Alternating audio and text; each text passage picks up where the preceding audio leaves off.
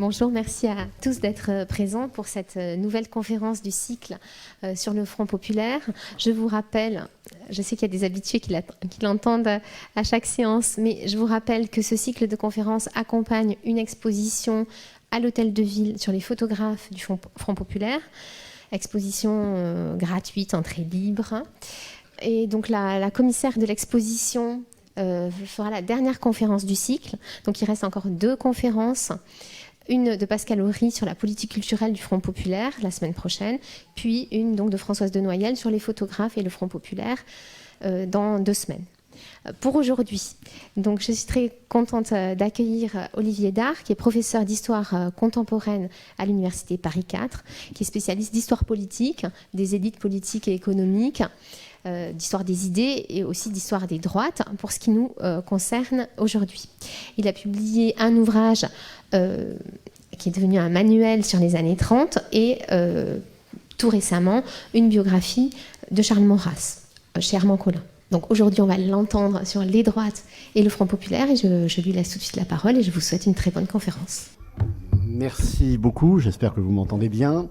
Donc je veux d'abord évidemment remercier le comité, remercier Marie Agnier de m'avoir proposé de vous faire cette conférence. Alors, cette conférence sur les droites dans le Front populaire, c'est une conférence qui s'insère effectivement dans un cycle important où finalement les droites jusqu'alors étaient peu présentes et je crois que c'est une nécessité. C'est une nécessité de penser aux droites quand on parle du Front populaire. Alors je sais bien, pour avoir vu un certain nombre d'hebdomadaires qui récemment ont traité du Front populaire, que ce n'est pas forcément le sujet qui est spontanément mis en avant, sauf pour parler d'un fascisme français avec tous les guillemets qu'on peut y mettre. Mais ce que je vais essayer de vous montrer, c'est que on ne peut pas comprendre l'histoire du Front populaire sans évidemment faire référence à l'histoire des droites. De même qu'on ne peut pas comprendre le communisme sans l'anticommunisme ou le fascisme sans l'antifascisme.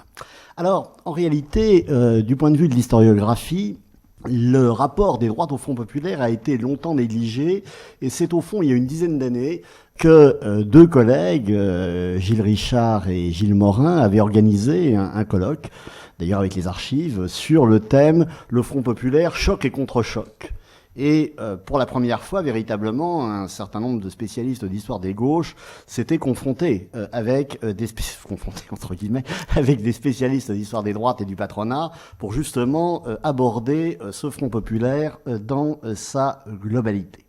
Alors, comme vous avez déjà assisté à un certain nombre de conférences sur le Front populaire, je vais me contenter en introduction de quelques préambules pour justement entrer au plus vite, dans le vif du sujet. Vous savez bien que il n'est pas simple de dater le Front populaire. J'ai regardé en arrivant les repères chronologiques qui vous ont été donnés, qui sont très intéressants. C'est toujours très intéressant de voir comment les choses sont présentées.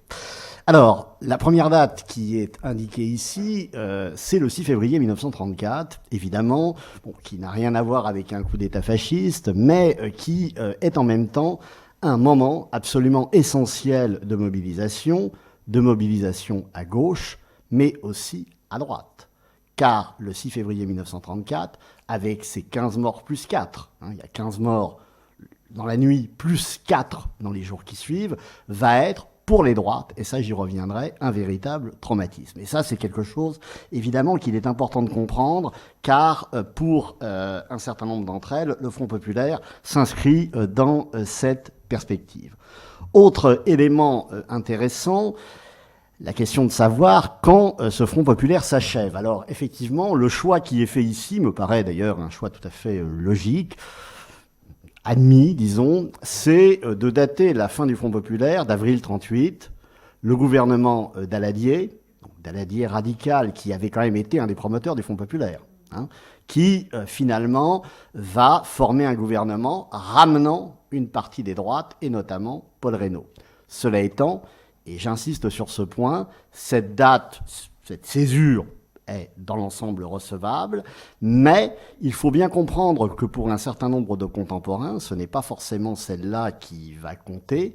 Dès le discours de la pause de Blum, au début de 1937, des discours de Blum du 24 janvier, eh bien, un certain nombre de dirigeants politiques à gauche, notamment Maurice Thorez, dit la pause au trust, pendant que Marceau Pivert, socialiste, à ce moment-là, fait savoir tout son mécontentement face à cette pause, et pour eux, le Front populaire s'arrête là. D'autres vont vous dire que le Front populaire s'arrête en juin 37 avec le départ de Léon Blum. Ce qui est certain, c'est qu'il est définitivement arrêté, alors en avril 38 sans doute, mais après la grève du 30 novembre 1938, là, ça ne fait plus l'ombre d'un doute.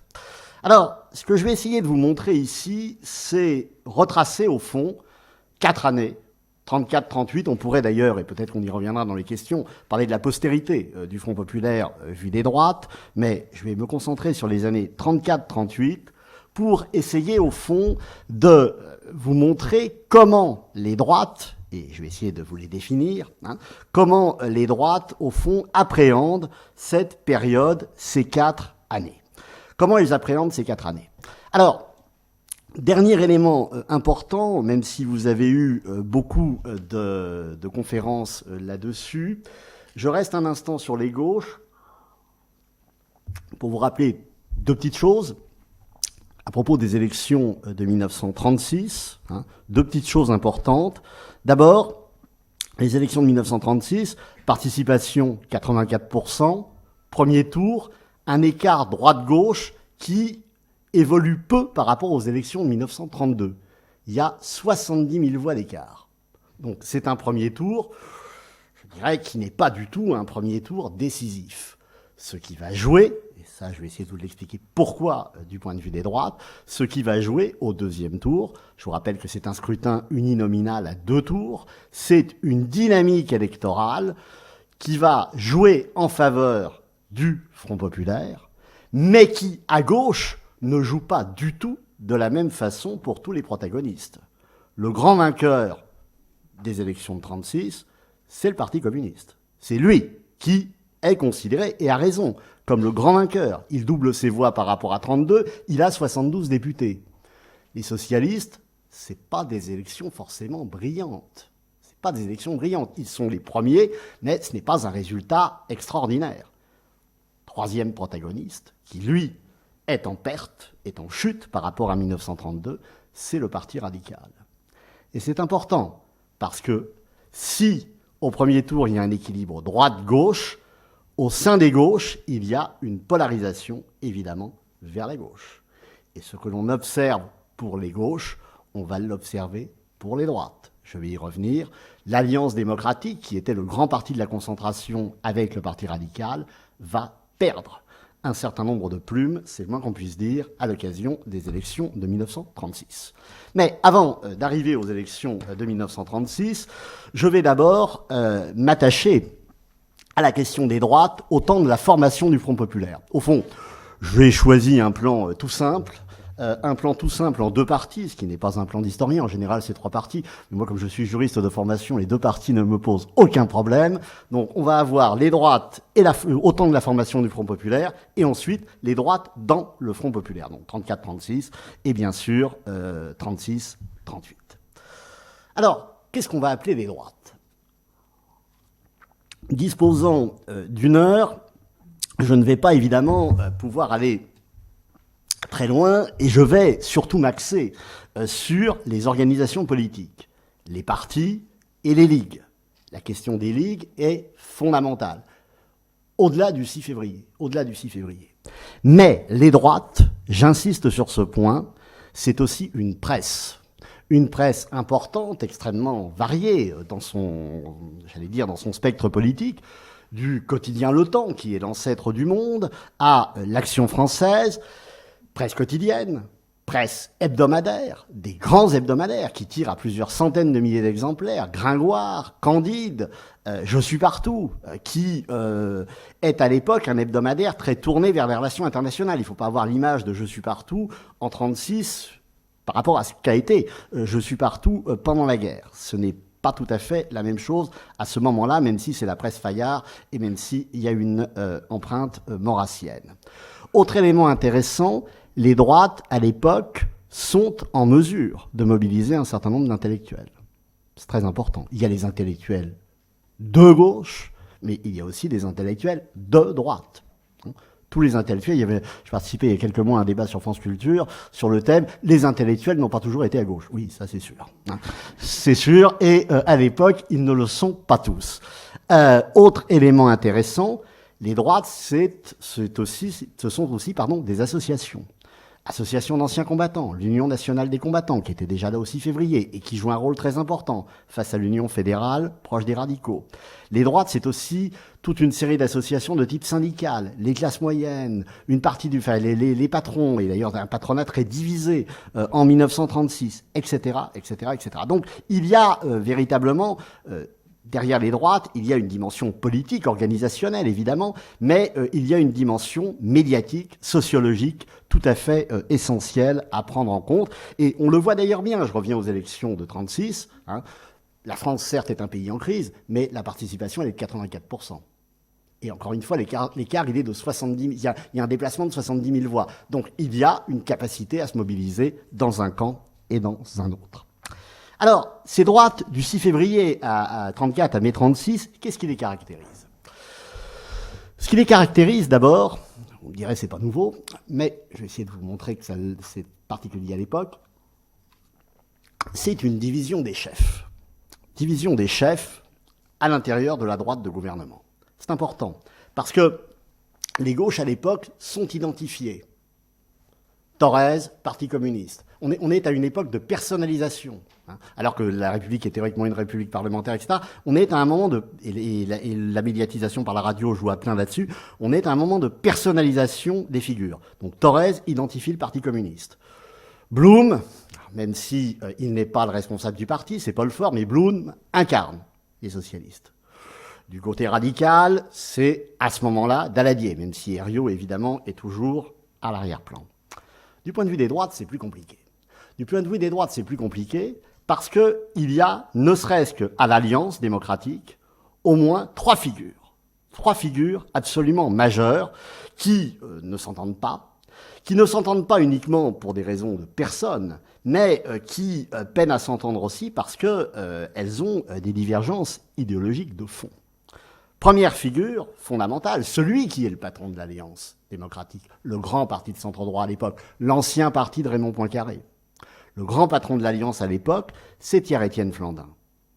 Pierre-Étienne Flandin, quelle est sa logique politique? Il a été président du Conseil entre l'automne 34 et l'été 35. Flandin, sa logique politique, c'est la concentration républicaine. La grande affaire de Flandin, c'est l'alliance avec les radicaux.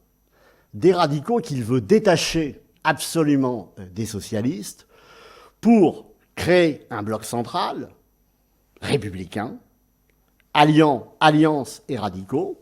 Et Flandin, en revanche, est assez mal à l'aise et est assez mal vu de ceux qu'on appelle les nationaux, ceux qui étaient dans la rue le 6 février 1934, les hommes des ligues. Deuxième personnage, très important, mais qui va, à ce moment-là, être sur le déclin, c'est André Tardieu. André Tardieu avait été la grande figure de l'Alliance, le grand rival de Flandin aux élections de 1932. Je vous rappelle que Tardieu était qualifié de fasciste. Pourquoi?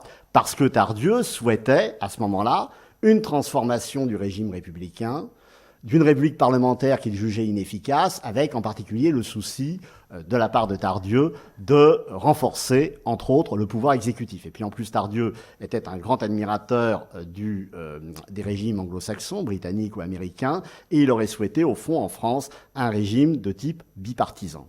Tardieu a été battu en 1932. Flandin, évidemment, ne s'en est pas spécialement plaint, soyons clairs. Tardieu a joué un rôle important au moment du 6 février, et Tardieu, au fur et à mesure que les mois passent, devient de plus en plus acquis à l'impératif de la réforme de l'État et de plus en plus critique sur le monde politique, parlementaire. Et le Tardieu des années 30 33, 34, 35, 36, se radicalisent. Donc, évidemment, on est dans le monde de l'Alliance, mais on est dans deux logiques très différentes. Troisième personnage, Paul Reynaud.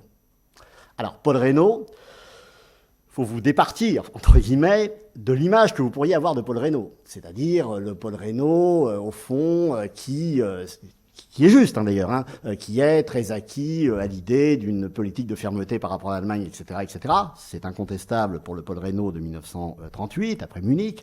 Mais le Paul Reynaud de l'Alliance de la fin des années 20 et du tournant dans les années 30, c'est pas tout à fait ça. Paul Reynaud, sur l'Allemagne, il n'a pas changé, c'est pas le problème. Mais en revanche, Paul Reynaud incarne à l'Alliance deux ou trois choses importantes. Un, il faut savoir qu'il a été élu dans une des circonscriptions les plus à droite de Paris. Donc ce n'est pas du tout un personnage centriste à l'origine.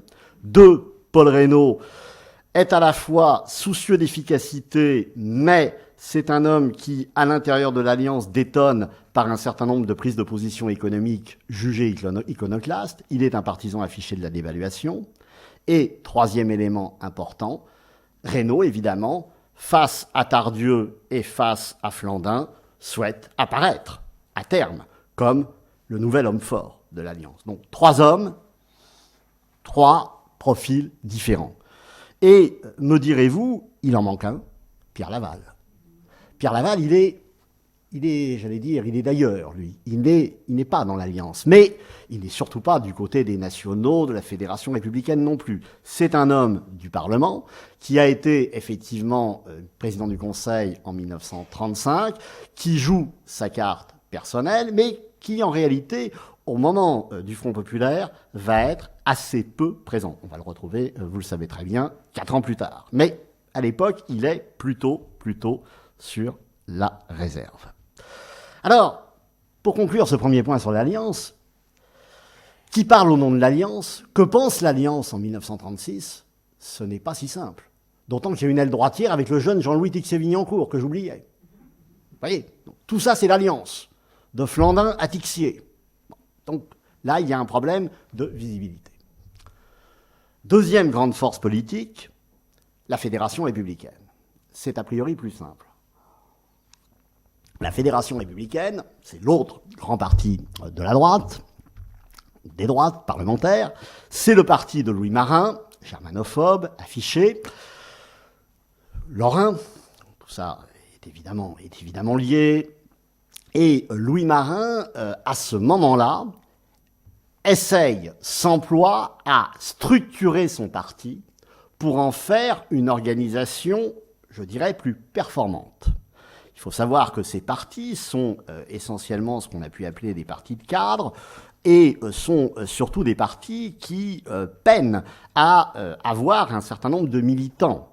Et vous allez comprendre tout de suite, enfin vous le savez déjà pour un certain nombre d'entre vous, les ligues y suppléent. Mais en réalité, Louis Marin, lui, il veut absolument affermir son autorité sur le parti, faire en sorte que finalement la Fédération républicaine puisse profiter de la faiblesse relative de l'Alliance. Et par rapport à l'Alliance, la logique, elle est très différente à la Fédération républicaine. Ce qui anime l'Alliance, et notamment la version flandiniste, c'est la concentration républicaine, l'Alliance avec les radicaux. Marin, lui, est un tenant de l'Union nationale. C'est-à-dire, au fond, il se méfie terriblement des radicaux. La Fédération républicaine est plus catholique, évidemment, que ne l'est l'Alliance. Et Marin, au fond, et la Fédération républicaine verraient bien une alliance possible des droites. À l'intérieur de cette Fédération républicaine, il y a des cadres particulièrement éprouvés, comme Marin, mais il y a aussi une jeune relève politique qui se fait entendre. 2 hommes la caractérisent. Philippe Henriot, en Gironde, orateur très en vue, très mobilisé depuis le 6 février 1934. Il a fait toute une série de conférences après le livre qu'il a écrit sur le 6 février. Autre personnage intéressant, évidemment, Xavier Vallat. Xavier Vallat, ardéchois, proche de l'Action française, et qui se retrouve à ce moment-là dans l'Alliance, mais qui est aussi proche, Vallat, c'est compliqué, il est proche aussi des milieux anciens combattants. Alliance, Fédération républicaine, ça je dirais que c'est la droite au Parlement. Mais les droites, ce sont aussi les ligues. Et on ne comprend rien, évidemment, au fonctionnement des droites, y compris des droites parlementaires, avant 1936, sans avoir en tête l'importance des ligues. Alors, les ligues, qu'est-ce qu'on peut en dire, rapidement ? Première chose importante, c'est que ces ligues, elles se sont incarnées dans la mémoire collective à l'occasion, évidemment, du 6 février 1934. C'est ce qui est considéré comme le moment, le temps fort des ligues. Alors, effectivement, les ligues et les ligues nationalistes étaient dans la rue, mais je rappelle que le 6 février 1934, elles n'y étaient pas seules. Il y avait l'Union nationale des combattants et il y avait l'ARAC et les communistes de l'ARAC qui étaient là aussi. Donc, si elles incarnent, elles ne sont pas seules, même si elles sont la colonne vertébrale.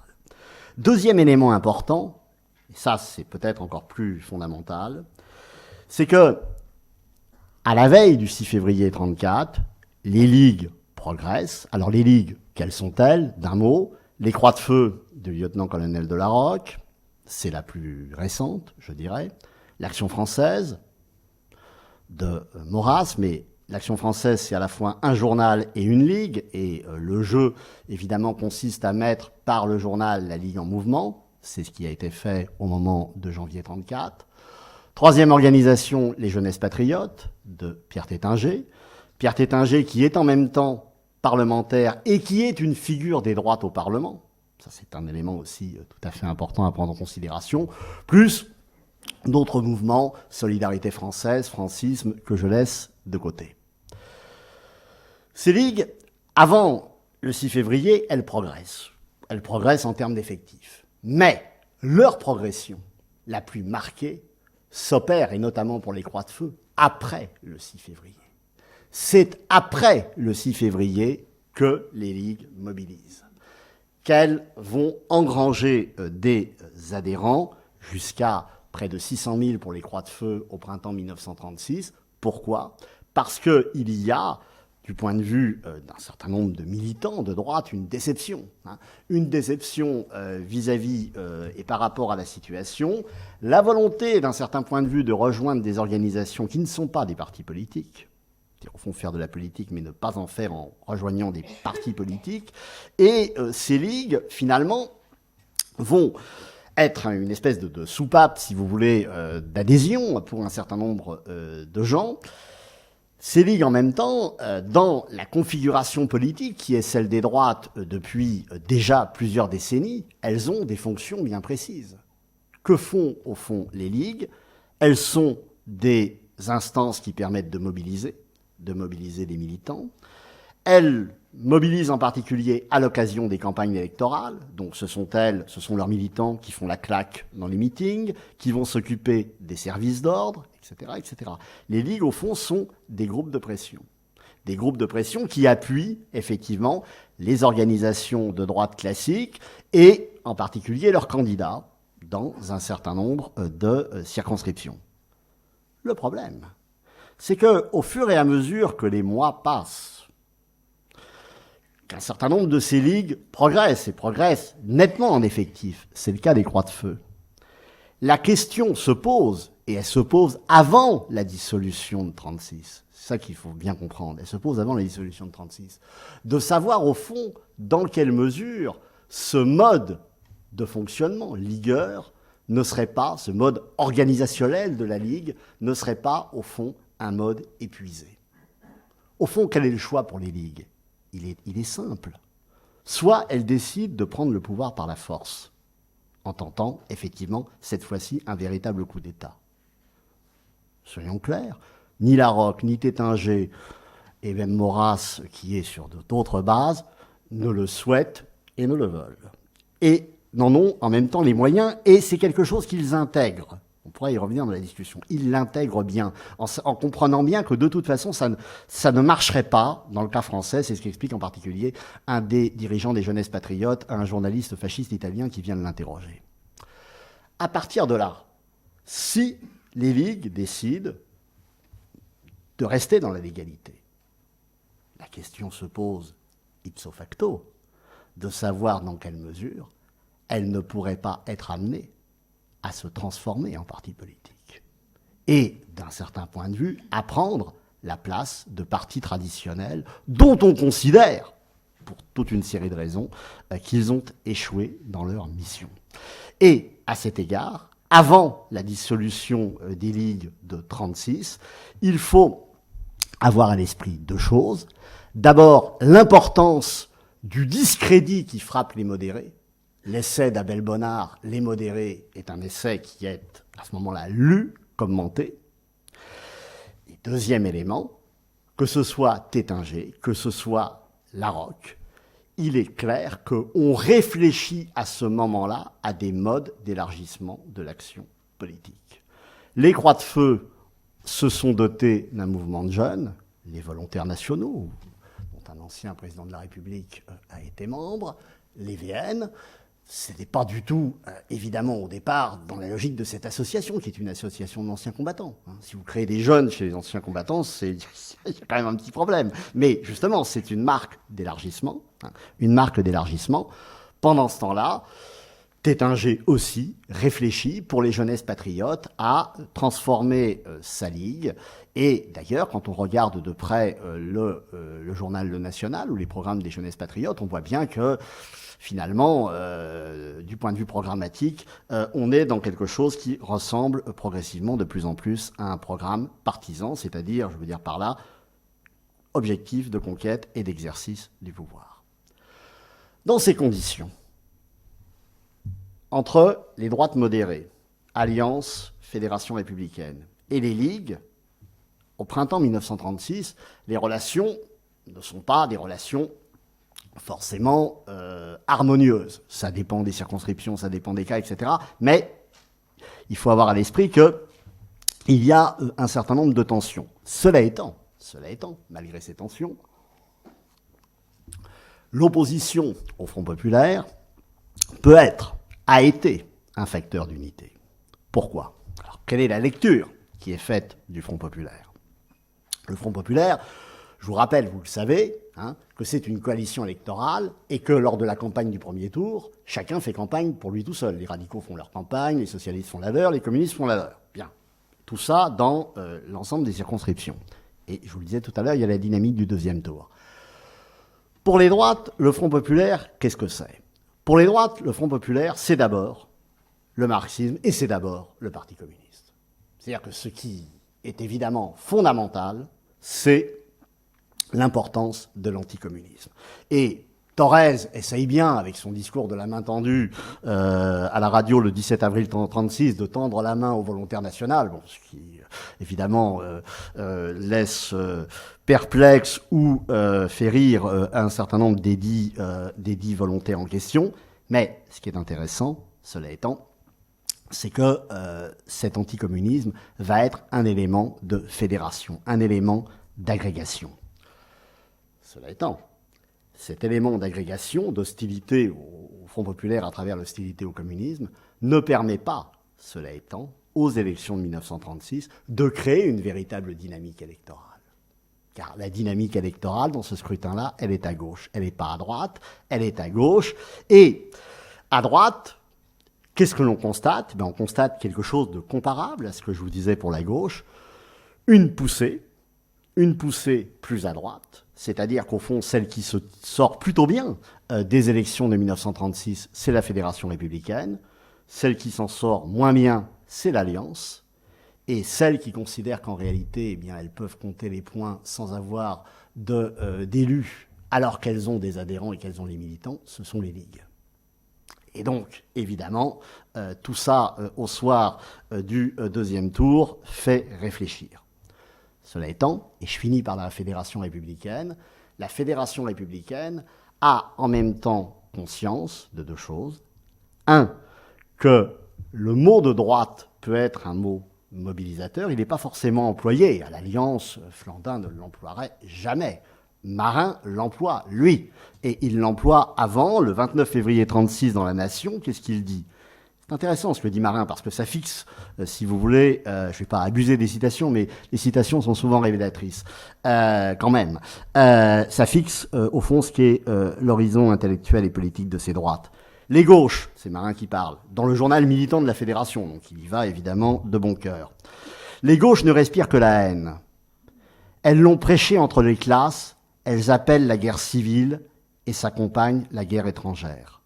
Les droites, depuis longtemps minorité devant la démagogie croissante, sont chargées par le destin de la noble tâche de défendre la France, les traditions françaises et de les sauver. Le clivage, il est d'un certain point de vue celui que va exposer Maurras par la suite, les nationaux contre les autres. Il est clair que ce n'est pas du tout cette prise de position au nom des droites, celle qu'aurait pu prendre quelqu'un comme Pierre-Étienne Flandin à ce moment-là à l'Alliance démocratique. Donc il y a effectivement quelque chose d'important à souligner ici. Alors, deuxième temps, les droites face au Front populaire au pouvoir. Les droites face au Front populaire au pouvoir. Alors, vous connaissez le contexte, vous avez eu des conférences, je ne vais pas y revenir. Simplement, peut-être ajouter 2 ou 3 points, de petites choses pour recadrer. Bon, la vague de grève, vous en avez beaucoup entendu parler. Le gouvernement Blum est annoncé le 4 juin, investi le 6. Et le 8, c'est l'accord Matignon, pas les accords Matignon. On lit constamment les accords Matignon, c'est l'accord Matignon. Mais ça, les étudiants le répètent, mais ça ne change rien. Il y a les accords de Grenelle et il y a l'accord Matignon. Texte très court, 7 articles. C'est-à-dire un mythe sur un texte de 7 articles. C'est intéressant aussi, bien entendu. Qui a été conclu d'ailleurs rapidement, cet accord Matignon, pour sortir de la crise. Sauf qu'on n'en sort pas, sur le moment. Les grèves s'accentuent et Maurice Thorez, le 11 juin, explique qu'il faut savoir finir une grève. Vous savez que la formule a été récemment reprise. Alors, voyons ce qu'il en est des droites à la Chambre. Regardons d'abord les votes des droites. Ce qu'on regarde rarement. Congé payé, 563 voix pour contre 1. 40 heures, 408 voix contre 100, etc., etc. Alors, on peut évidemment considérer que les droites seraient terrorisées par l'arrivée du Front populaire. C'est, à mon avis, un petit peu plus compliqué que ça. Et je vais vous montrer d'ailleurs qu'un certain nombre de lois correspondent à des choses dont on parlait et dont on parlait depuis un moment. Alors, c'est intéressant parce que à la Chambre se posent pour les droites 2 questions. Qui va mener la lutte et au nom de quoi va-t-on mener la lutte? Sur quel thème? Alors, qui va mener la lutte? Ce qu'il est intéressant de noter, c'est que Flandin ne peut pas la mener. Bon, il a eu un accident. Bon, mais il va revenir, Flandin, vraiment à la Chambre au début 37. Donc, exit. Tardieu, je vous ai dit qu'il était à ce moment-là sur dans d'autres registres, et notamment dans un registre d'écriture. Celui qui, au fond, au niveau de l'Alliance, va mener la charge contre le gouvernement Blum, et notamment sur les questions économiques, c'est Reynaud. C'est lui qui s'impose véritablement au sein de l'Alliance comme une figure. La figure parlementaire importante. D'autres, évidemment, vont intervenir, mais Reynaud en particulier. Du côté de la Fédération républicaine, c'est là où on voit arriver les jeunes orateurs, et notamment Xavier Vallat. La fameuse apostrophe de Vallat contre Léon Blum, pour la première fois de son histoire, ce vieux pays gallo-romain, etc., etc. L'antisémitisme contre Blum, c'est Vallat, c'est la Chambre, c'est le début du Front populaire.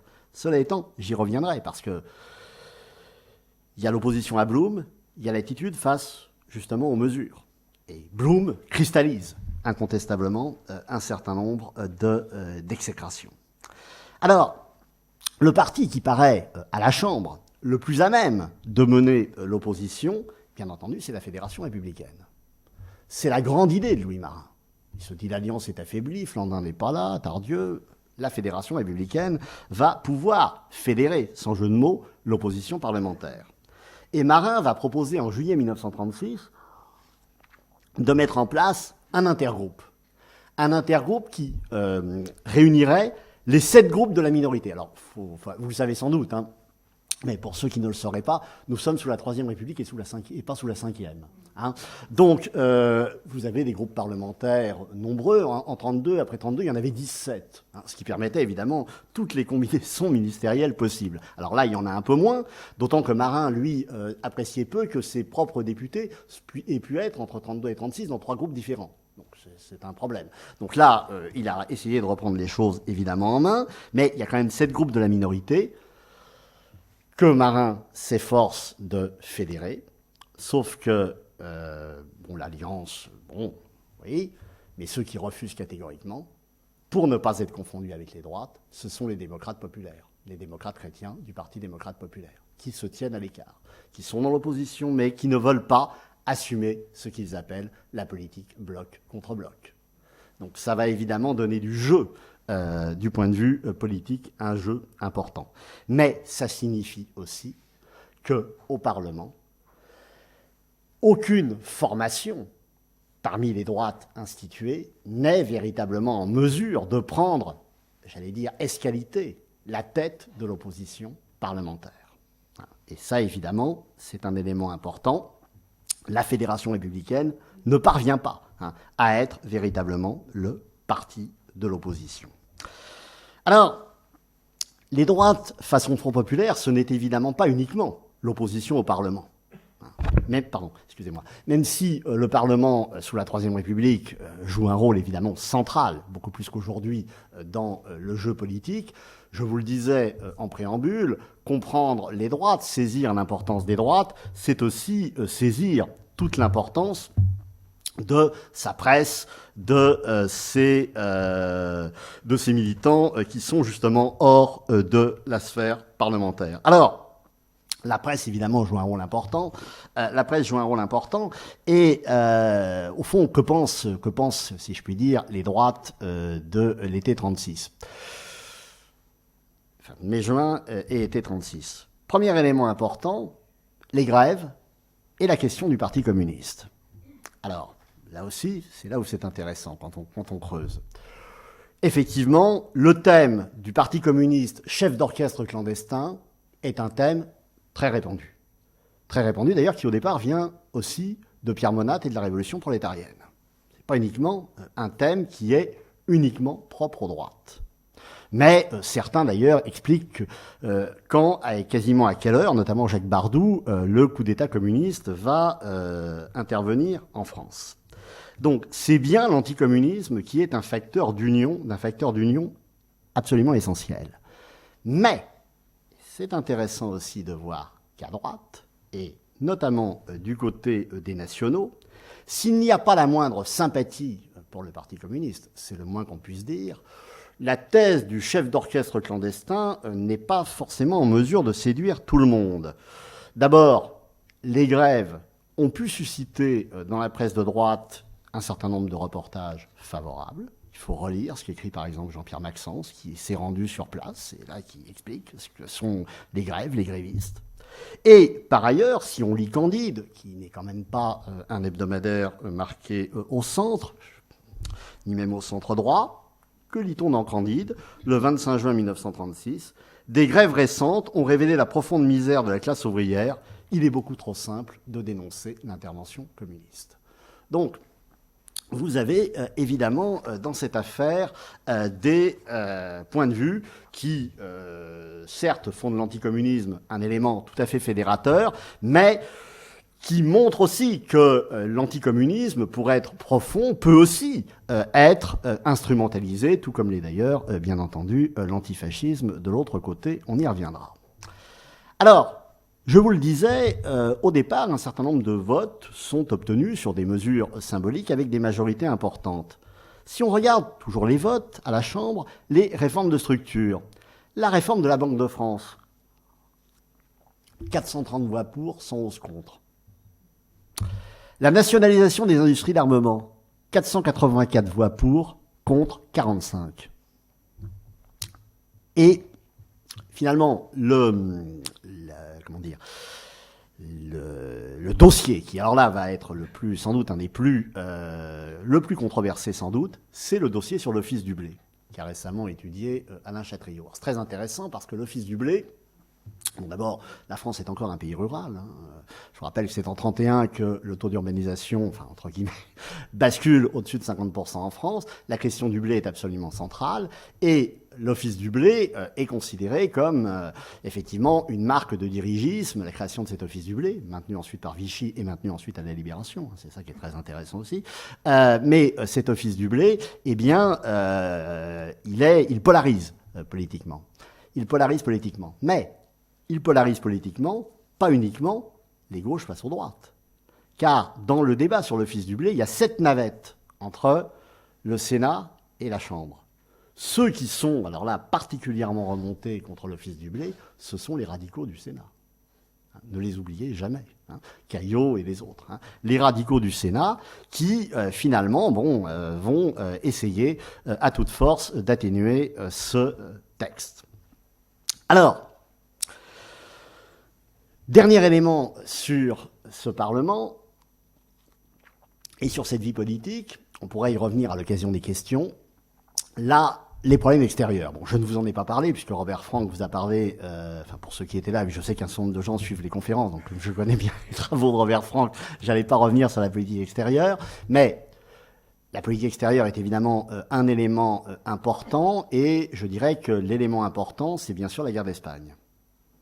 La guerre d'Espagne, c'est très important vu de gauche, ça l'est aussi vu de droite.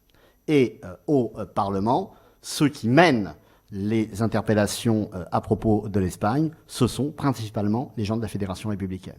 Ce n'est pas les alliancistes, c'est la Fédération républicaine, avec évidemment ce jeu important qui est un jeu de mise en parallèle entre les situations espagnoles et françaises. Alors, voilà ce qu'il en est du Parlement. Mais ce n'est qu'une partie des enjeux. Car en réalité, la recomposition à droite s'opère hors du Parlement. Et je dirais que c'est presque là où c'est encore, enfin c'est pas que c'est plus intéressant, mais c'est tout aussi intéressant. S'opère à droite hors du Parlement, je ne reviens pas sur ce que je vous ai dit sur les ligues, sur le discrédit des droites parlementaires, mais l'après 36, c'est 2 choses. À droite, hors du Parlement, c'est la création de 2 partis nouveaux, 2 partis de masse, et en particulier l'un d'entre eux, le Parti social français, dont je vais vous parler abondamment, qui, évidemment, ont comme objectif de bouleverser la donne politique à droite. Alors, je vous rappelle que les ligues ont été dissoutes par décret 18-23 juin. C'est important. La chronologie est toujours importante dans l'histoire, mais c'est très important parce que le Parti social français il a été créé le 24. Et d'ailleurs, Roger Saint-Lagros, ministre de l'Intérieur, était parfaitement au courant. Saint-Lagros était parfaitement au courant et avait déjà fait savoir, y compris publiquement, qu'il n'y aurait pas de dissolution. Je vais revenir sur le PCF dans un instant, sur le PSF dans un instant. Mais commençons par le PPF, Doriot. Alors Doriot, c'est très intéressant. On pourrait passer un long moment sur Doriot. Grande figure du communisme, du Comintern, le premier antifasciste, à gauche, après le 6 février. C'est un élément évidemment important. Et d'ailleurs, Doriot est exclu au moment où le pacte d'unité d'action socialiste-communiste se met en place. Mais on ne va pas refaire toute la trajectoire de Doriot. Ce qui m'intéresse ici, c'est de souligner 2-3 choses par rapport au Parti populaire français. Premier élément important, ce Parti populaire français, il est créé à l'occasion de ce que Drieux-La Rochelle a appelé le rendez-vous de Saint-Denis, parce que c'est quand même la ville doriotiste par excellence, 27-28 juin 1936. C'est un parti qui va rapidement prétendre atteindre les 100 000 membres. 120 000 membres revendiqués, c'est un peu beaucoup, mais au congrès de novembre 1936. Alors, je ne vais pas m'étendre sur la question du fascisme du PPF. Tout le monde, tous les historiens s'accordent pour dire que le Parti populaire français de Doriot, c'est véritablement la version française du fascisme. Ça, c'est la phase 1. Si on regarde d'un peu plus près ce que les uns et les autres ont écrit, ils ne sont pas forcément d'accord sur, par exemple, la périodisation de ce fascisme du PPF. Pour quelqu'un comme Philippe Burin, le PPF n'est pas forcément fasciste dès ses origines, il va le devenir. Bon, je ne vais pas rentrer dans les débats ici, simplement ce qui m'intéresse tout de même par rapport au fascisme et par rapport au PPF, c'est de noter 3 choses. Premièrement, Doriot face au Rassemblement populaire, un Rassemblement populaire qu'il ménage à l'été 36, ou plutôt dont il ménage les réformes. Il attaque le Parti communiste. La France ne sera pas un pays d'esclaves, etc. Doriot, premier élément important, oppose un rassemblement national au rassemblement populaire. Et là, évidemment, en employant le mot rassemblement national, il se met en position de fédérer. Car, deuxième caractéristique du Parti populaire français, c'est un parti qui ne vient de rien, ou du moins qui vient de rien à droite. Le PPF, ça va être d'abord toute une série d'anciens communistes, Marcel Marchal, Henri Barbet, toute la garde doriotistes qui adhèrent au PPF. Mais c'est aussi l'opportunité pour un certain nombre de jeunes gens des relèves des années 30, anciens volontaires nationaux, anciens du Parti radical, Bertrand de Jouvenel, anciens de l'Action française, qui elle est dissoute depuis février. Et là, les gens d'Action française sont loin de tous passer au PPF, mais certains y passent, parce que justement, ils ont été très déçus du rapport de Maurras à l'Action après le 6 février. Ce qui est intéressant dans le Parti populaire français, c'est qu'il est capable d'agréger toute une partie de jeunes gens venant justement de l'autre partie du spectre politique. Et donc, à ce niveau-là, si on y ajoute l'importance de la figure du chef, celui que l'on appelle le Grand Jacques, il cristallise sur sa personne, sur son projet, effectivement quelque chose qui peut s'apparenter à une démarche vers la construction d'un fascisme français. D'autant que ce parti démarre avec force et qu'il peut s'appuyer aussi sur une presse avec des plumes importantes qui viennent écrire, qui sont des journalistes professionnels. Bertrand de Jouvenel, à l'Émancipation nationale, Drieux-La Rochelle, etc. Donc c'est finalement une organisation qui paraît à ce moment-là être en mesure de peser sur le jeu politique et, j'insiste sur ce point, sans doute, de réconcilier, parce que ça c'est très important, de réconcilier ceux du 6 février 1934, ou plutôt de les concilier, ceux du 6 février. Et c'est ce qu'expliquera par la suite, évidemment, Brasillac dans ses célèbres poèmes de Fresnes. Voilà. C'est quelque chose de très important. Le 6 février se poursuit à travers la naissance du Parti populaire français. Il est, au fond, pour ces militants nationaux, l'occasion d'aller au peuple, de fréquenter le peuple et de, enfin, construire quelque chose contre des organisations, entre guillemets, bourgeoises jugées sclérosées. Cas de figure très différents avec le Parti social français. Très différents. Là, il y a déjà au départ 600 000 croix de feu. Le PSF, c'est pas uniquement... on ne se contente pas de mettre un petit coup de badigeon pour changer des croix de feu au PSF. Mais quand même. Hein. Le PSF, je vous l'ai dit, s'est créé le 24 juin. Et le PSF est un projet déjà ancien de Larroque. Larroque a anticipé la dissolution. Il a anticipé cette transformation de la Ligue en parti. Et le PSF, ça permet de sortir d'une impasse. De sortir de l'impasse ligueuse. Alors, ce qui est intéressant de voir, c'est que le PSF est, à l'époque, plus que le PPF, l'organisation qui cristallise la haine antifasciste, entre guillemets, du Front populaire. Le PPF cristallise le rejet des communistes. Et en réalité, que ce soit à Saint-Denis ou dans le Var ou à Marseille avec Saviani, etc., c'est une affaire d'anciens communistes. Et là, non seulement ça se tape dessus, mais ça se tire dessus à Sainte-Zacharie. Bon. Mais le PPF, c'est une chose. Le PSF, c'en est une autre. Et c'est vraiment lui qui cristallise la haine. Hein, je vous rappelle qu'en 1936, on défile au nom du slogan « Raccourcir Casimir », hein, Casimir étant le surnom donné par Léon Daudet dans l'Action française à François de Larroque, pour lequel il a un mépris absolument abyssal. Et à partir de là, Larroque, je vous l'ai dit, a préparé son affaire. Il a publié au printemps 1936 un livre, « Service public », 3 millions d'exemplaires, c'est quand même pas rien. Et dans ce livre, quand on le lit, qu'est-ce qu'on constate ? Il propose, lui, des réformes sociales. On est avant les élections. Salaire minimum, congé payé, réforme de l'État, vote des femmes, entre autres. Voilà. Donc à un moment d'ailleurs il a même dit nos idées sont au pouvoir en 1936. Formule de Larroque évidemment ironique, mais intéressante tout de même. Alors, par rapport à la rupture, continuité vis-à-vis des croix de feu, ce qu'il faut savoir, c'est que le PSF continue d'affirmer l'importance de la mystique croix de feu. Il continue d'affirmer l'importance de la mystique croix de feu, et cette affirmation de la mystique, évidemment, Larroque y tient beaucoup, mais je vous le disais il y a un instant, ça ne signifie pas que le parti est absolument le même. Certains s'en vont. On va les retrouver dans la cagoule. Certains s'en vont, et notamment Pozzo di Borgo. Mais, en même temps, le PSF, c'est plus que les croix de feu. C'est plus que les croix de feu, pourquoi ? Parce qu'il y a d'abord un élargissement impressionnant du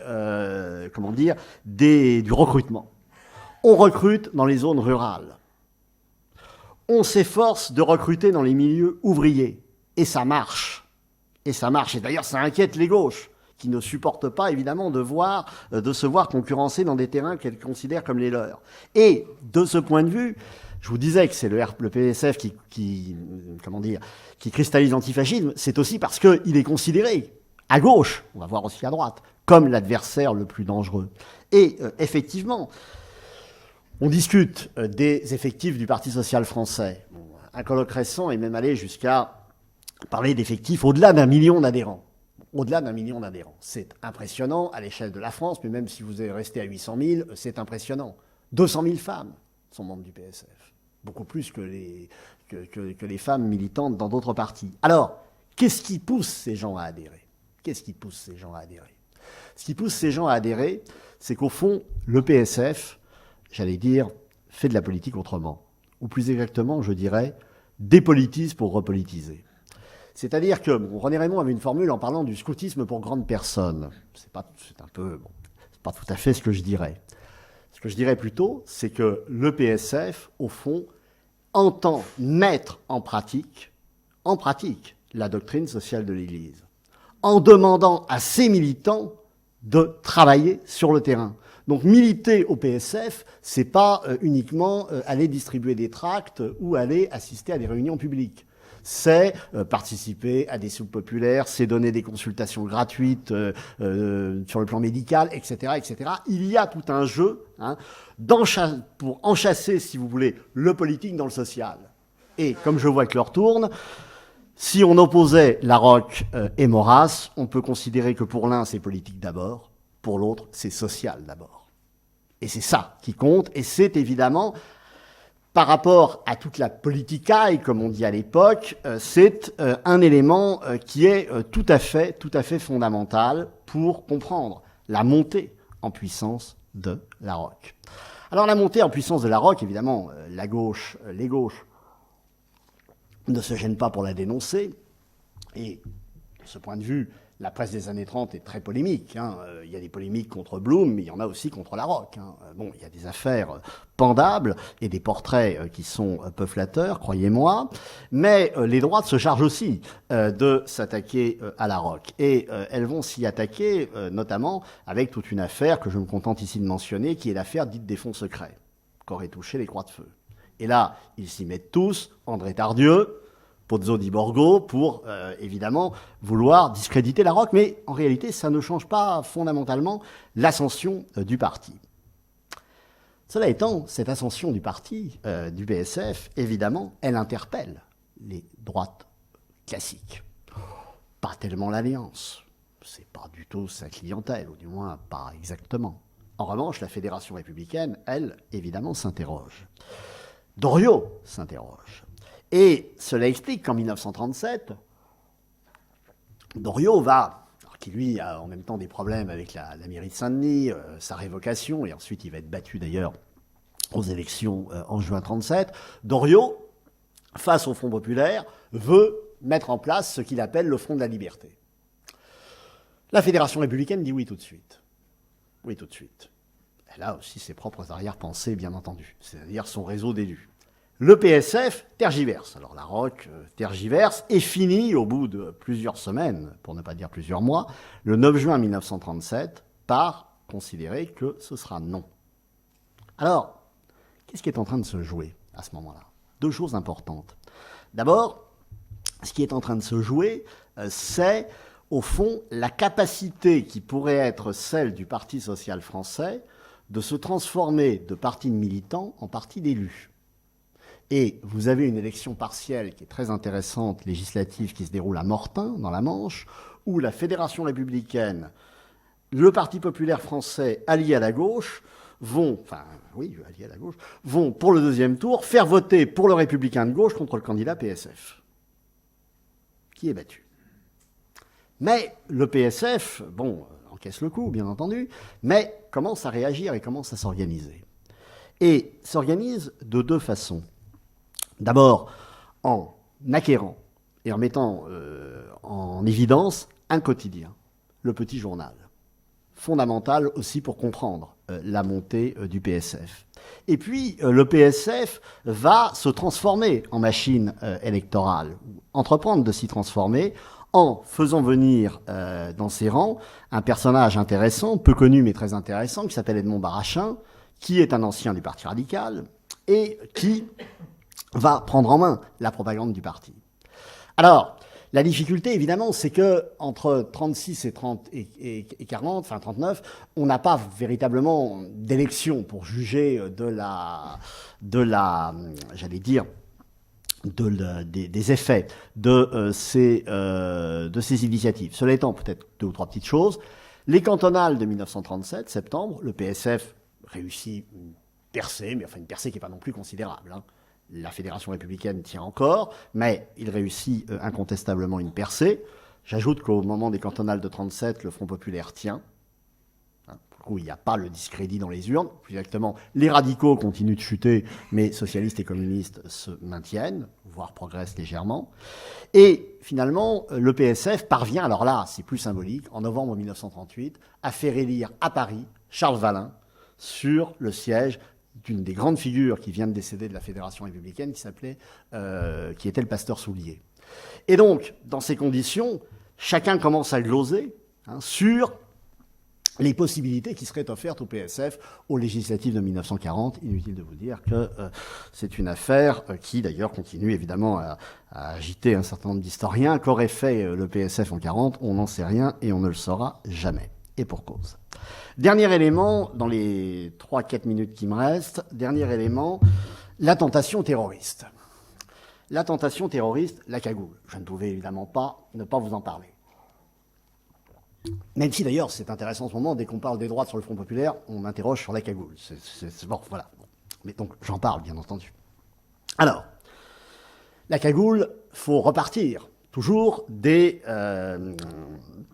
visions et de l'analyse idéologique qui va être celle, justement, des futurs cagoulards. Là aussi, c'est un nom qui vient de l'Action française, pour ironiser sur ce groupement, d'ailleurs, dont personne ne sait grand-chose à l'époque, à l'origine, et qui va être démantelé à l'automne 1937. Ce qu'il faut comprendre dans la cagoule, c'est, dans l'esprit des cagoulards, notamment dans celui d'Eugène Deloncle, qui en est le principal théoricien, c'est deux choses. D'abord, que Deloncle est très marqué par une connaissance et une réflexion sur ce qu'on pourrait appeler la contre-subversion. Là, je fais volontairement un anachronisme. Mais Deloncle a étudié de très près. Il est fasciné, il est très anticommuniste et fasciné par l'internationale communiste. Et donc, son idée, c'est de faire la même chose en l'inversant. Alors, il disserte beaucoup sur un document qui s'appelle l'insurrection armée, le document Neuberg, qui est une des grandes affaires du Comintern, et Deloncle est convaincu qu'il faut se doter, à droite, évidemment, d'instruments comparables. D'instruments comparables, puisque, deuxième élément fondamental, le communisme est le seul adversaire. Au fond, Blum, c'est Kerensky. C'est rien, ça ne va pas compter. La vraie confrontation, ça va être avec les communistes et le Parti communiste. Alors, c'est un élément évidemment très important, parce que en 1936, ces gens... Alors, en 1936, il y avait trois solutions. Rester dans les partis classiques, transformer les ligues en partis politiques pour conquérir le pouvoir par les urnes, en considérant qu'on ne pouvait pas le conquérir autrement, ou troisième option, décider que de toute façon, il n'y avait rien à faire avec ce régime et essayer de construire une organisation clandestine, au moins pour parer à un éventuel coup d'État communiste. Et le Comité secret d'action révolutionnaire s'inscrit évidemment dans cette perspective. Ce qu'on appelle la cagoule, en réalité, c'est une agrégation d'un certain nombre de groupements et de réseaux. Donc il y a l'Union des comités d'action défensive, il y a ce qu'on a appelé Lausanne, il y a également, du point de vue militaire, les réseaux Corvignol avec le futur déporté à Mauthausen, Georges Loustono-Laco. Bon, il y a toute une série d'organisations qui s'agrègent entre elles, avec comme souci, de faire du renseignement. Ça, c'est la grande affaire du docteur Martin, ancien de l'Action française, comploteur professionnel. Ça, toute sa vie, le docteur Martin a été hanté par les complots. Avoir des dépôts d'armes, bien entendu. Donc des dépôts d'armes, y compris en lien avec l'Italie. Troisième élément important, agréger, recruter un certain nombre de militants. Et ces militants que l'on retrouve dans la cagoule, et en particulier à Lausanne, qui sont-ils ? En réalité, quand on regarde les choses d'un peu près, alors évidemment, on trouve des gens de l'Action française, mais qui en avaient été exclus, Jean Filiol, par exemple. Mais on trouve surtout, j'allais dire, les éléments les plus radicaux des ligues, de toutes les ligues. C'est-à-dire que c'est une espèce de lieu de rencontre, de pôle de radicalité. Alors, cela étant, par rapport à la cagoule, il y a son constat, il y a ce qu'elle prétend faire, et il y a ce qu'elle fait. En réalité, cette cagoule, vous le savez, c'est caractérisé par des opérations d'attentat, notamment contre le patronat, pour évidemment essayer de monter, j'allais dire, c'est avant la lettre la stratégie de l'attention. Là, je fais volontairement des anachronismes, parce que l'heure tourne. C'est la mise sur pied d'assassinats politiques, notamment les frères Rosselli, mais là, ou l'assassinat de Dimitri Navachine, mais là je ne résiste pas au plaisir de vous citer l'Humanité d'une part, l'Action française de l'autre au lendemain de ces assassinats au début 1937. Que nous explique l'Humanité, c'est un crime trotskiste. Que nous explique l'Action française, c'est un crime au choix soviétique ou maçonnique. En réalité, qu'est-ce que nous disent les uns et les autres, et surtout l'Action française en l'occurrence, c'est qu'on inscrit ce cycle d'assassinats politiques. Encore une fois, la cagoule, on ne sait pas ce que c'est encore vraiment. On l'inscrit dans le cycle des assassinats, ou plutôt des morts suspectes, des années 30, du début des années 30, Stavisky, le conseiller Prince, etc., etc. Donc là, il y a quelque chose, évidemment, de tout à fait intéressant. Alors, pour conclure, dans les 2 minutes qui restent, je crois que je tiens le temps, Marie, vous surveillez ça. Pour conclure, 3 choses qui me paraissent importantes. D'abord, entre 34 et 38, vous l'avez vu, si les gauches, si le Front populaire a été un moment de mutation pour les gauches, à travers l'exercice du pouvoir, etc., pour les droites, c'est aussi un moment fondamental. Le monde d'avant ne pouvait plus revenir. Le monde d'avant des ligues est un monde mort. C'est fini. Et pour comprendre évidemment comment par la suite les droites vont évoluer, notamment sur le plan partisan, c'est tout à fait fondamental. Deuxième élément important, ce moment 34-36, c'est un moment important du point de vue du renouvellement des acteurs. Et effectivement, au sein de l'Alliance démocratique, c'est tout à fait frappant. Flandin, qui reste quand même une figure importante jusqu'à la guerre, et en particulier connu aujourd'hui à cause de son télégramme à Hitler, etc., mais en même temps peine à maintenir son autorité sur le parti au profit de Paul Reynaud, de Georges Mandel, dont on n'a pas parlé, mais qui est en train de prendre de l'importance. Donc c'est quelque chose de tout à fait fondamental, ce changement de perspective, mais c'est aussi ce tournant des années 36-38, un moment qui voit au fond les partis traditionnels, Alliance d'une part, Fédération républicaine de l'autre, avoir du mal, évidemment, à se maintenir et à trouver, en quelque sorte, un second souffle. Ce qui m'amène au dernier élément, évidemment, qui est ce processus tout à fait intéressant, plus encore que la naissance et la montée du Parti populaire français. Le Parti populaire français, en réalité, c'est impressionnant en 1936 et ça va décliner à partir de 1937, et le PPF entre dans une crise après Munich très, très difficile pour lui. Après, il y a la guerre, mais c'est autre chose.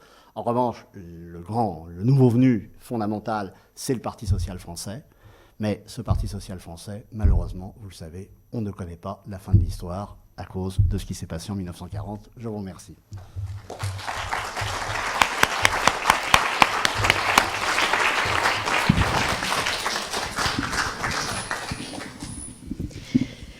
Merci beaucoup pour ce tableau nuancé, malgré le temps restreint du paysage politique de la droite française, des droites françaises des années 30. Donc la salle est maintenant, comme d'habitude, invitée à poser des questions. Merci, comme d'habitude, de poser des questions dans le micro pour qu'elles soient ensuite enregistrées. Est-ce que vous pourriez parler un petit peu de l'impact de la presse de droite? Vous en avez parlé au début. Est-ce qu'elle a eu un fort impact sur l'opinion? Est-ce que son tirage a beaucoup évolué? Est-ce qu'il y a une certaine unicité? On parle beaucoup de Gringoire dans l'affaire Salingro propre en gros une fois qu'il a été blanchi, etc. Oui, alors, bien sûr. La presse de droite joue un rôle absolument fondamental. Alors, un rôle fondamental dans l'opinion, oui, en ce sens qu'elle est lue. Les tirages sont impressionnants. Gringoire, c'est 600 000 exemplaires. Donc voilà, c'est des tirages tout à fait impressionnants. Et on est aussi à un moment où d'abord la presse est considérablement lue. Il y a, même pour des quotidiens, vous le savez, plusieurs éditions, parfois quotidiennes, et où se déroulent, à ce moment-là, peuvent se dérouler des campagnes de presse particulièrement virulentes, notamment contre Salingro. Il y a eu des campagnes contre Blum. Le Populaire a fait des campagnes contre la Roque. Donc il y a effectivement des campagnes de presse qui ont de l'écho. Cela étant, j'ajouterais peut-être deux choses. C'est que cette presse de droite, c'est bien sûr une presse parisienne, mais c'est aussi une presse de province. Et ça, c'est un élément important, c'est-à-dire qu'il y a aussi des journaux de province et il y a aussi beaucoup d'articles de la presse parisienne qui paraissent en province. C'est-à-dire qu'au fond, ces campagnes peuvent être, j'allais dire, nationalisées par le biais de la presse, si vous voulez. Ça, c'est un élément important. Maintenant, quel impact? Alors, des lecteurs, oui. Une opinion à droite qui se fait effectivement et qui se construit sur les analyses de cette presse, bien entendu. Mais, en même temps, et là, je peine un peu pour vous répondre parce qu'évidemment, on n'a pas, si vous voulez, il n'y a pas d'élection véritablement, mais encore une fois, les élections cantonales de 37 sont intéressantes parce qu'on voit bien que 32, 36, 37, on est à la fois dans une période de forte polarisation idéologique, mais on est en même temps à un moment où les deux blocs, malgré tout, restent, électoralement parlant, j'allais dire, relativement homogènes. Donc cette presse, elle touche, évidemment, mais elle touche d'abord ceux, oui, mais comme la presse de l'autre côté. On a une presse d'opinion, à l'époque, vous le savez sans doute, certains d'entre vous ont peut-être lu les journaux de cette époque. Aujourd'hui, vous imprimeriez ce qu'on pouvait lire dans la presse, forcément dans la presse de droite. Vous entendriez parler de dérapage en permanence. Ça dérape beaucoup et de façon parfois tout à fait consternante. C'est une autre affaire. Mais là, si vous voulez, c'est un élément qui me paraît important. J'ajouterais aussi que la presse est encore le média essentiel. Ne perdons pas de vue tout de même la montée progressive du rôle de la radio. La radio, notamment au moment des élections de 1936, a joué un rôle important. Et la radio, d'ailleurs, personnalise aussi, nationalise les figures politiques. Je vous parlais tout à l'heure de Thorez, etc. Quand Thorez parle, il est entendu partout. Mais c'est ce que je dis pour Thorez, évidemment, est valable pour d'autres. Mais là aussi, dans une logique, au fond, de modernisation des partis politiques, c'est un élément important. Parce que, évidemment, tout le monde ne peut pas forcément s'exprimer dans le cadre d'un parti politique. Et donc, je dirais que ça favorise la personnalisation, en quelque sorte, de la vie politique. Et ça, c'est un élément qui me paraît important. Et là, qui, évidemment, est assez différent de ce que pouvait être le système politique antérieur, avec, au fond, ces élections législatives qui étaient autant d'élections dans chacune des circonscriptions, avec toute l'importance d'une implantation locale, qui continue de jouer, mais qui, évidemment, est un peu battue en brèche à ce moment-là par la nationalisation du débat politique. Merci pour cet exposé très très clair. 2 questions. La première, vous avez porté à notre connaissance les scrutins législatifs avec effectivement la curiosité de voir des voix de droite en faveur de mesures prises par le Front populaire. Et donc, j'aurais une question, c'est quels sont les scrutins sur lesquels vous aviez parlé de l'Office du blé, mais vous n'avez pas donné les chiffres pour se rendre compte un peu de l'étiage. Non, mais là, pour la le coup, droite elle se donne à fond. Et le deuxième point, c'est tout de même dans votre panorama, il me semble qu'il manque la frange droitière du Parti radical, parce qu'il y avait quand même ces fameux radicaux indépendants, etc. Vous l'avez évoqué allusivement par rapport au groupe radical du Sénat. Mais c'est tout de même intéressant à voir parce que ça va être le ferment par lequel, justement, le Front populaire va se dissoudre. C'est les radicaux. Bon. Donc, est-ce que vous pourriez nous éclairer sur ce point, c'est-à-dire la frange gauche de la droite? Voilà. Alors, je ne sais pas si c'est la frange gauche de la droite ou la frange droite de la gauche. J'ai mon collègue et ami Frédéric Fogassi, qui est un grand spécialiste du radicalisme dans la salle. Non, vous avez raison d'en parler. Vous avez tout à fait raison d'en parler parce que, effectivement, du point de vue des radicaux, enfin d'une partie des radicaux, il y a 3 choses qui sont intéressantes. Premièrement, effectivement, un certain nombre de radicaux, même en 1936, sont tout à fait réservés, c'est le moins qu'on puisse dire, sur le Front populaire. Bon. Mais je rappelle que pour le Parti radical, il y a eu un test grandeur nature, électoral grandeur nature, quant au choix du parti, ça a été les municipales de 1935. À l'occasion des municipales de 1935, si vous regardez les municipales de 1935, vous voyez que les radicaux se sont présentés dans des configurations multiples. Et la grande idée d'ailleurs de Flandin aurait été de permettre justement une alliance, sans jeu de mots, entre l'Alliance et les radicaux. Et il s'est avéré que, au vu du résultat des municipales de 1935, eh bien évidemment c'est l'Alliance à gauche qui facilitait les choses pour les 10 radicaux. Donc ils ont basculé du côté du Front populaire. Cela étant, un certain nombre d'entre eux, premier point, donc, restent extrêmement rétifs. On les voit au Sénat, mais on voit même un certain nombre de dirigeants, de figures de pro du parti, qui, tout en parlant peu, ont un silence éloquent. Henri Queuille, sur lequel j'ai beaucoup travaillé. Henri Queuille est très prudent en 1936. Et Édouard Herriot, est à la fois laisse faire Daladier, mais Édouard Herriot est le grand ami de Flandin. Et même pendant la guerre, on a un journal de Flandin qui est très très intéressant, où Flandin redit toute son amitié pour Herriot. C'est son grand homme, c'est son grand partenaire. Donc, alors, deuxième élément, pourquoi ? Qu'est-ce qui permet d'expliquer ça ? Ce lien entre les radicaux d'un côté, l'Alliance de l'autre. C'est quelque chose qu'on a tendance à considérablement oublier. C'est le point commun entre eux, c'est l'ancrage libéral. Ces radicaux, comme les alliancistes, sont d'abord des libéraux. Ce sont d'abord des libéraux. Et la Troisième République, elle est libérale. Si on ne veut pas comprendre ça, on ne comprend pas ce régime. Elle est libérale. Alors évidemment, dans les années 30, le libéralisme se porte très mal. Comme l'explique Auguste Dotthoff à la Tribune d'Ixtrise, le libéralisme est mort. Bon, c'est son point de vue. Rétrospectivement, ça fait évidemment sourire, mais c'est ce qu'il pense, et ils sont très nombreux à le penser. En revanche, pour un certain nombre d'alliancistes ou pour un certain nombre de radicaux, ce constat est inacceptable. Et ils sont libéraux, qu'est-ce que ça veut dire ? Ça veut dire que d'abord, ils sont partisans jusqu'au bout du régime parlementaire. C'est pour eux le régime le seul régime qui puisse être défendable. Et même quand Flandin, en 1935, avait commencé en catimini à créer la présidence du Conseil, enfin à acheter l'hôtel Matignon, à faire acheter l'hôtel Matignon et à créer la présidence du Conseil, et à vouloir se doter d'une sorte de brain trust à l'américaine, des radicaux déjà disaient que ces nouveaux experts étaient les maires du palais. Donc vous voyez le lien historique qu'ils pouvaient faire. Donc ça, c'est la République parlementaire, et c'est surtout le libéralisme économique. Car leur grande idée, c'est quand même de rester fidèle à l'équilibre budgétaire, etc., etc. Ce qui permet évidemment de comprendre que, par la suite, d'une part, ils sont violemment hostiles, effectivement, à l'Office du blé et à toute mesure qui paraît, effectivement, être une mesure d'étatisation. Ça, c'est quelque chose, évidemment, qui les hérisse profondément.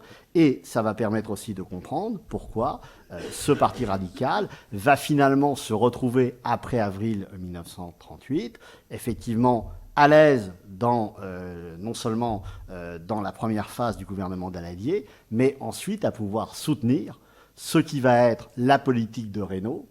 Reynaud, non pas ministre de la Justice, comme il l'est en avril 1938 quand Daladier revient aux affaires, mais Reynaud, il est ensuite ministre de l'économie. Et je dirais que c'est vraiment ça qui compte, hein, les décrets-lois Reynaud de l'automne 1938. Je parlais tout à l'heure de la grève du 30 novembre. Et là, on est vers effectivement une forme de retour à un libéralisme, ou à un néolibéralisme, comme le terme s'emploie déjà à l'époque, puisqu'il y a eu le colloque Lippmann à l'été 1938 à Paris.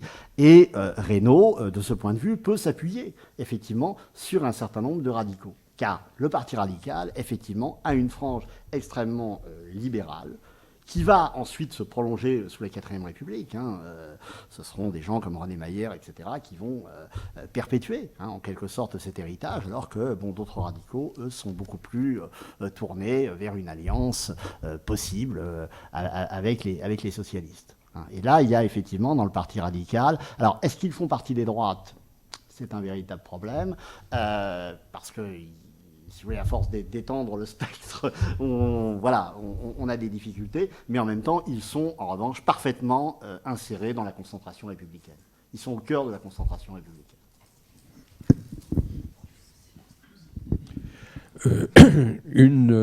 Deux questions. La première, si j'ai bien compris votre exposé, vue de droite, la peur politique, celle du communisme, l'emporte sur la peur sociale. À raffiner, mais j'ai voulu schématiser pour être sûr de comprendre. Deuxième chose, vous n'avez pas parlé de la rue. Bon, la rue joue un rôle énorme 34-36, donc la question c'est après 36, après la dissolution des ligues, à part quelque chose comme l'incident de Clichy dont on a parlé, est-ce que les droites continuent de tenir la rue ou d'essayer ? Au quartier latin, apparemment, c'est fini. Oui, bien sûr. Vous posez, je commence par votre deuxième question. Bien sûr. Là aussi, c'est un changement, si vous voulez. C'est un changement tout à fait important. Ça ne veut pas dire que les droites ne mobilisent plus, mais elles vont effectivement mobiliser autrement. Et elles vont mobiliser autrement, puisque de toute façon, effectivement, cette forme ligueuse, à ce moment-là, a disparu en quelque sorte. Bon, quant au quartier latin, il y a deux choses qui sont importantes. Bon, d'abord, prendre en considération effectivement le fait que l'Action française a été la première à se voir frappée par des mesures de dissolution en février 1938, après les incidents liés aux funérailles de Jacques Bainville. Bon, même si d'ailleurs, au moment des funérailles de Bainville, ce ne sont pas des militants d'AF, ce sont des exclus, ces filleuls, etc., qui attaquent le cortège, qui attaquent la voiture de Léon Blum, mais qu'importe. Donc là, c'est un premier élément évidemment important. Au point d'ailleurs que je parlais des partis politiques, ce qui est très intéressant, et là, vous me permettez de rebondir là-dessus par rapport au PSF, par exemple, c'est que le PSF va, comme l'avaient un peu fait d'ailleurs les Jeunesses Patriotes avant, mais va le faire alors là de façon beaucoup plus systématique, va se doter d'un mouvement de jeunes. Et évidemment, si l'Alliance démocratique se dote d'un mouvement de jeunes, et là, ça coupe complètement l'herbe sous le pied à des organisations non partisanes. Et donc ça, c'est un élément effectivement extrêmement intéressant. Les étudiants PSF font une apparition remarquée vers 38-39. Donc ça, c'était par rapport à la rue. Alors, par rapport à la question du communisme, la peur sociale, oui, elle existe, mais alors elle existe, je dirais, dans un premier temps, bien entendu. Elle existe aussi du point de vue patronal. Bon, je n'ai pas parlé du patronat ici, j'ai beaucoup travaillé sur le patronat en 1936, il y aurait beaucoup à dire. Mais en même temps, ce qu'il faut avoir à l'esprit, c'est que les uns et les autres observent ce que sont ces grèves de 1936. Et ça, on ne va pas revenir sur le débat grève insurrectionnelle, mais on sait très bien qu'elles ne le sont pas. Et donc à partir de là, finalement, ce qui est craint, c'est pas tant, finalement, effectivement, ce mouvement qu'on observe au départ avec crainte, que la possibilité, effectivement, offerte au Parti communiste de prendre, d'être, au fond, encore une fois, ce chef d'orchestre clandestin qui serait en mesure de mettre la révolution en route. Et là, pour le coup, les deux se conjuguent, si vous voulez, par rapport à la lecture qui est faite de la guerre d'Espagne. Car, si vous voulez, il y a des lectures de droite de la guerre d'Espagne extrêmement intéressantes à l'été 36, y compris d'ailleurs chez Mauriac, qui ensuite a évolué. Mais où, d'ailleurs, ils partent d'un certain nombre d'éléments tout à fait observables, repérables sur le sort réservé à un certain nombre de membres du clergé en Espagne. L'idée en même temps que cette guerre civile en Espagne procéderait tout de même du rôle du Parti communiste. Et ça, c'est intéressant parce que quand on sait ce qu'est le Parti communiste en Espagne au début du conflit, après il y a ce qu'il va devenir, mais là on voit bien qu'il y a entre la France et l'Espagne, aussi bien d'ailleurs à droite qu'à gauche, mais en l'occurrence à droite, un jeu de chassé-croisé qui est tout à fait intéressant. C'est-à-dire qu'au fond, on projette, on veut projeter ces deux images, Frente Popular, Front Populaire, adversaire du Front Populaire dans un cas ou dans un autre, alors que, vous le savez sans doute, les réalités espagnoles et françaises sont quand même extrêmement différentes et que dans le Frente Popular, il y a quand même des anarchistes dont on n'a pas l'équivalent ici. Le Parti communiste n'est pas dans la même position et il y a en Espagne également un parti phalangiste qui est à l'origine beaucoup plus faible que ce qu'il va devenir, même s'il progresse. Il y a 60 000 membres de la phalange à l'été 36, mais ils étaient 10 à 15 000 quelques mois plus tôt. Donc c'est une force en progrès. Je crois que le parallèle, il est très limité, mais ça ne change rien au fait que les contemporains veulent absolument faire comme si, effectivement, il pouvait y avoir en France une menace comparable, ou au contraire, une possibilité, et donc ce qui explique évidemment la mise en cause, cette fois-ci vue de gauche, de Léon Blum par rapport à sa politique de non-intervention. Oui, merci beaucoup pour votre intervention sur un sujet qui est trop peu traité dans l'historiographie.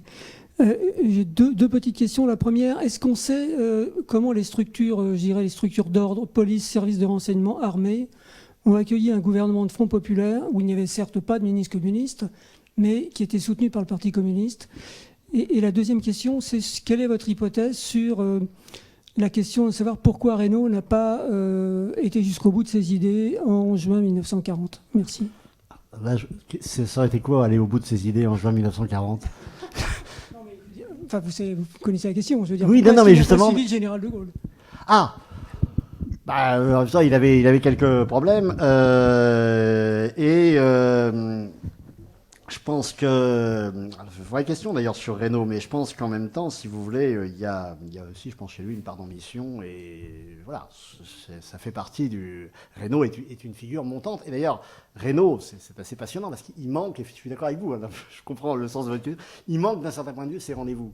C'est-à-dire qu'il est toujours en décalage, et on regarde d'ailleurs la carrière politique ultérieure de Reynaud, c'est un peu comparable. Alors, par rapport effectivement à la question de l'armée, des services de police, d'abord, n'oubliez pas une chose, vous le savez sans doute, l'influence des radicaux dans tous ces ministères, c'est absolument fondamental.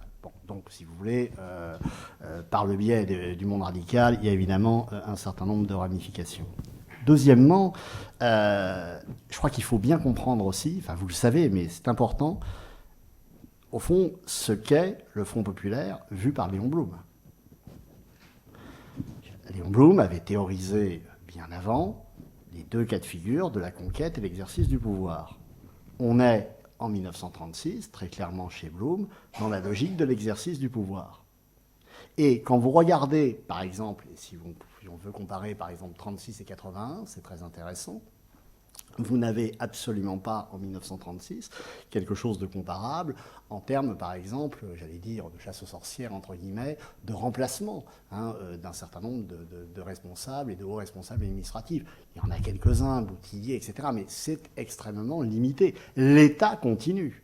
L'État continue. Autre élément intéressant, Léon Blum est à la fois, et c'est d'ailleurs problème pour lui, je pense, est à la fois socialiste, marxiste, au moins sur le papier, et en même temps, quand on parlait effectivement de la défense du régime parlementaire, Léon Blum est un républicain convaincu. Et effectivement, au moment de la réforme de l'État des projets de réforme de l'État portés par Doumergue après le 6 février. Les projets ont échoué en novembre 1934, de l'instant où le Congrès de l'Alliance et le Congrès du Parti radical avaient dit de toute façon qu'il n'était pas question de cautionner ces réformes, qui n'étaient d'ailleurs pas non plus des réformes si importantes que ça, mais en même temps qui symboliquement, évidemment, mécontentaient. Léon Blum était sur cette ligne-là. Donc, c'est un élément. Puis il y en a d'autres. Si vous voulez, la façon dont la France dévalue, Léon Blum et les autorités sont en rapport avec la Fédérale Réserve aux États-Unis, avec voilà, donc et avec la Banque d'Angleterre. Donc, si vous voulez, Léon Blum au pouvoir. Alors certains, Marceau Pivert veut que tout soit possible. Pour Léon Blum, je crois qu'il n'a jamais considéré que tout était possible. Et Léon Blum est en même temps quelqu'un de très inséré dans les élites françaises. Je sais pas, on ne va pas revenir sur l'accord Matignon, mais la façon dont il est allé dialoguer avec Lambert Ribot, qu'il connaissait depuis le Conseil d'État. Enfin bon, voilà, c'est tout à fait intéressant. C'est tout à fait intéressant de voir, au fond, comment ce gouvernement Blum, si vous voulez, à la fois, évidemment, est un gouvernement qui a marqué la mémoire collective et marque d'ailleurs les contemporains aussi parce que c'est un gouvernement socialiste, d'accord, mais ce n'est pas non plus, si vous voulez, ce que d'aucuns ont voulu y voir, avec évidemment les frustrations qui vont avec, chez notamment les gens de la gauche révolutionnaire, Marceau Pivert et un certain nombre de socialistes qui considèrent, à l'époque, c'est les fondeurs d'alors, que finalement Léon Blum ne tient pas du tout. Bon, sauf que les promesses, le programme du Front populaire était, vous le savez, un programme très, très modeste. Et donc Blum a tenu à faire fonctionner l'État. Il a tenu à faire fonctionner l'État. Et la façon dont il démissionne dans la nuit du 20-21 juin est très révélatrice. Je veux dire, bon, voilà.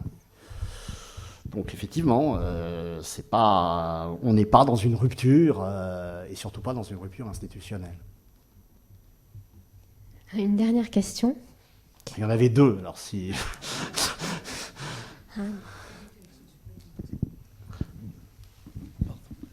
Oui, est-ce que, vous avez parlé des droites, est-ce qu'on sait à peu près quel genre d'électeurs votaient pour les uns et les autres, et est-ce qu'il y a est-ce que c'était transclasse, enfin je veux dire, pour simplifier, et par région, est-ce qu'on a un peu... Oui. Alors, oui. Rapidement. Oui, non, là, pour le coup, ça a été beaucoup travaillé il y a longtemps en sociologie électorale. Ça mériterait, à mon avis, d'être refait. Oui, par région, oui, ça c'est certain. Pour le coup, la cartographie électorale est assez claire là-dessus.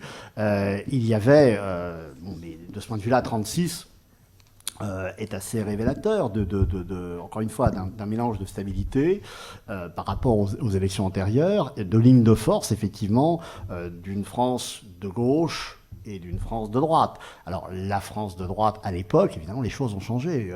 Dans certains cas, c'est par exemple l'Ouest, qui est encore une région à droite. C'est le grand changement des années 70. Bon, en revanche, il y a des régions qui ont peu évolué. Un département que j'ai connu de près, la Moselle, restait, bon, même si Metz a aujourd'hui un maire socialiste, enfin pour des raisons locales particulières, mais reste, si vous voulez, une région favorable aux droites. Donc, de ce point de vue, oui, on a une sociologie, bon, si ça vous intéresse, vous avez tous les travaux qui avaient été faits par Georges Dupeux, etc. Vous avez la géographie électorale de la France, c'est quelque chose qui a été vraiment bien travaillé.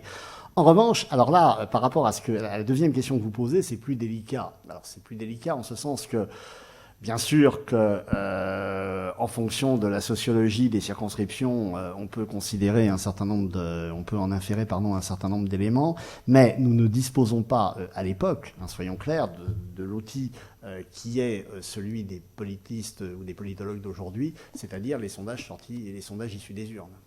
Si vous voulez. Donc, cela étant, quand même, il y a des liens. Il y a des liens sociologiques et politiques assez forts, à commencer, et je me contenterai de citer celui-là, mais qui est à gauche très révélateur, c'est la ceinture rouge et le Parti communiste. Bon, là, bien entendu. Mais en même temps, Pierre Laval est élu d'Aubervilliers, vous voyez. Oui. Mais en même temps, c'est un ancien élu socialiste, et c'est Pierre Laval. Bon, ce sera plutôt le sujet de la prochaine conférence. Ah. Enfin bon, j'ai l'impression que l'historiographie a un petit peu, je fais un parallèle avec la guerre de 70, elle a un peu idéalisé le Front populaire et diabolisé la droite dans ce qu'elle avait de plus extrême, comme pour la guerre de 70, où on a idéalisé la commune qui a quand même fait des exactions et diabolisé la droite qui a fait aussi...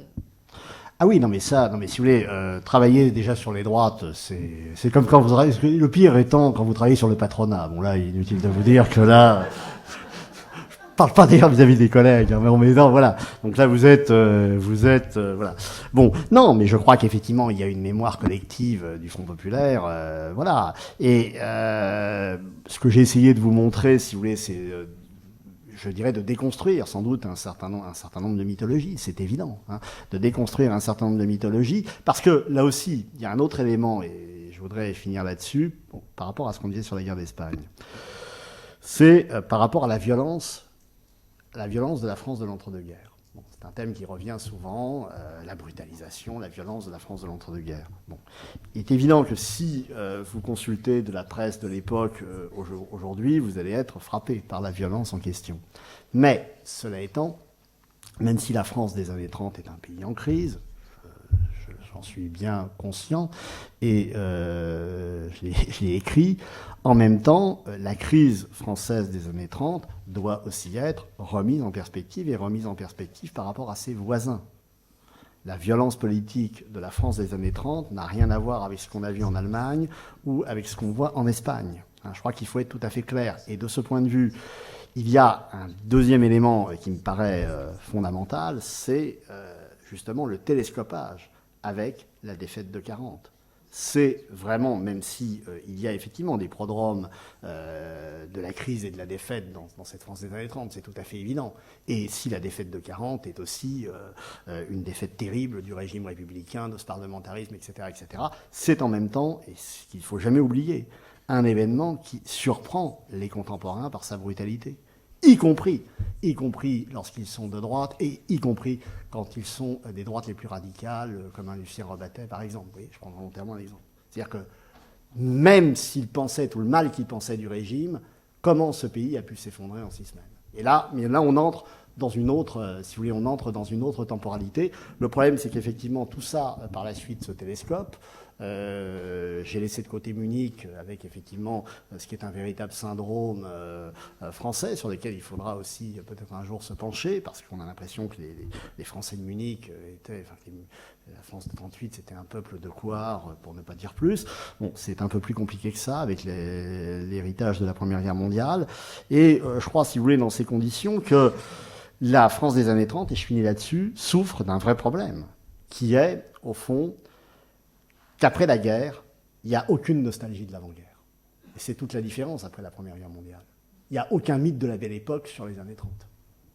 Et ça, je crois que... Voilà. Et tous les contemporains s'y sont mis, hein, Raymond Aron, etc., tout autour du thème de la décadence, etc. Je ne dis pas que la situation était rose, c'est pas ce que je veux dire. Mais, si vous voulez, je crois qu'aussi ça a entretenu. Hein. Les difficultés des années 30, plus la défaite de 40, plus Vichy, ont relégué effectivement cette période dans la face noire, effectivement, de la mémoire collective française. Voilà, je suis désolée, là on va vraiment rendre l'antenne. Merci beaucoup. Oh,